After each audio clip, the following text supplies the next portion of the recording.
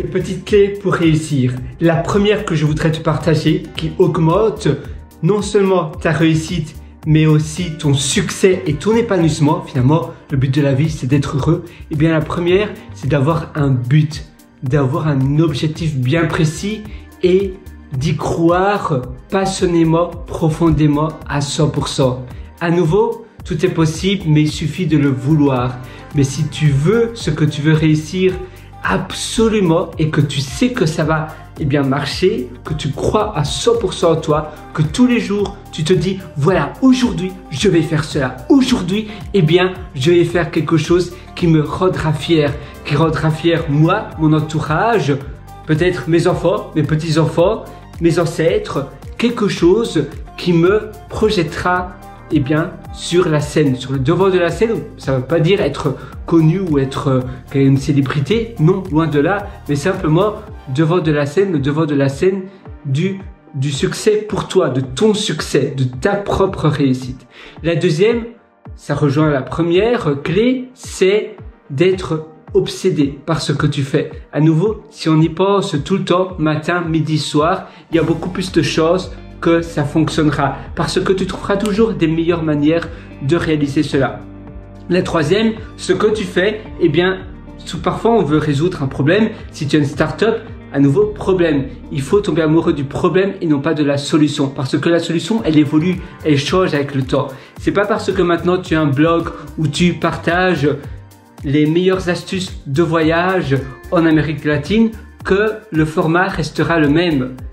Tout change et la mode également, les personnes, la manière dont les gens consomment du contenu, mais ce que tu essaies de résoudre, trouver des bonnes astuces, trouver une documentation de la manière dont les gens qui vont en Amérique latine par exemple, peuvent apprendre les types, les astuces, trucs et astuces, tu vois.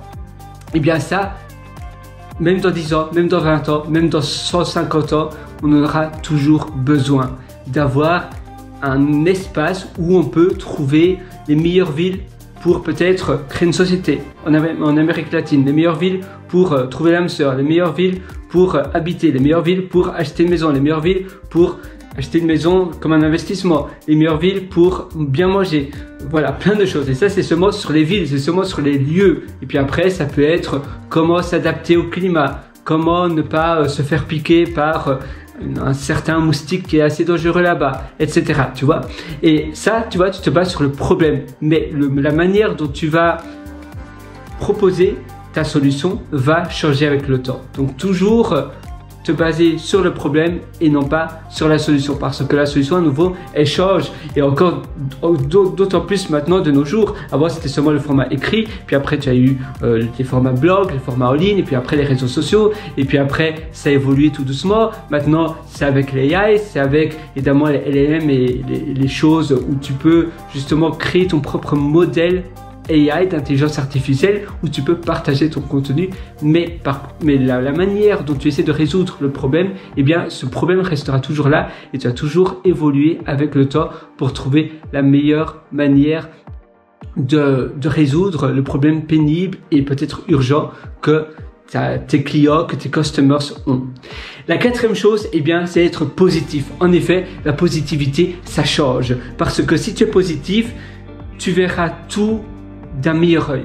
Ça veut dire que quand tu es négatif, quand tu vois tout en noir, c'est dur d'aller de l'avant parce que tu es un peu bloqué, tu es paralysé par ce nuage noir, par cette négativité, et tu vas aussi moins facilement dire oui à des possibilités, à des propositions, à des opportunités, à des partenariats, parce que tu seras un peu plus dans la méfiance, parce que tu es négatif. Si tu vois tout de manière positive, automatiquement, tu vas plus facilement dérouler des opportunités, tu vas plus facilement sourire à la chose. Et il faut toujours titiller la chose. Et la dernière chose, la cinquième, c'est simplement de te dire aujourd'hui, quelles sont les 3 choses que je peux faire aujourd'hui qui vont transformer ma journée. Même si ma journée se passe incroyablement mal, très mal, comment je peux sauvegarder ma journée? Les 3 petites choses que je peux faire dans ma journée. Et le matin, dès le matin, visualiser ta journée en tant que journée qui se passe bien, c'est aussi très important comme exercice. Visualiser ta journée idéale le matin. Exercice de visualisation. En faisant cela, tu vas pouvoir mieux arranger ta journée automatiquement. Tu vas prendre des meilleures habitudes et faire les choses les plus importantes dès le matin parce que tu ne sais jamais ce qui peut arriver durant la journée. Soit des charges mentales qui vont s'ajouter dans tes journées, mais aussi peut-être des choses que tu n'avais pas prévues. Donc, tu auras peut-être des obligations et tu n'auras plus le temps ou plus l'énergie. Tu seras trop fatigué pour faire ce que toi tu veux faire. Sur ce, je te souhaite tout le meilleur. Si tu veux aller beaucoup plus loin, tu peux toujours me rejoindre sur mon site pierrewriter.com, pierrewriter.com. D'ailleurs, je te propose un atelier qui s'appelle Belle Vie. Voilà, je t'attends directement dans l'atelier Belle Vie. À une prochaine, ciao.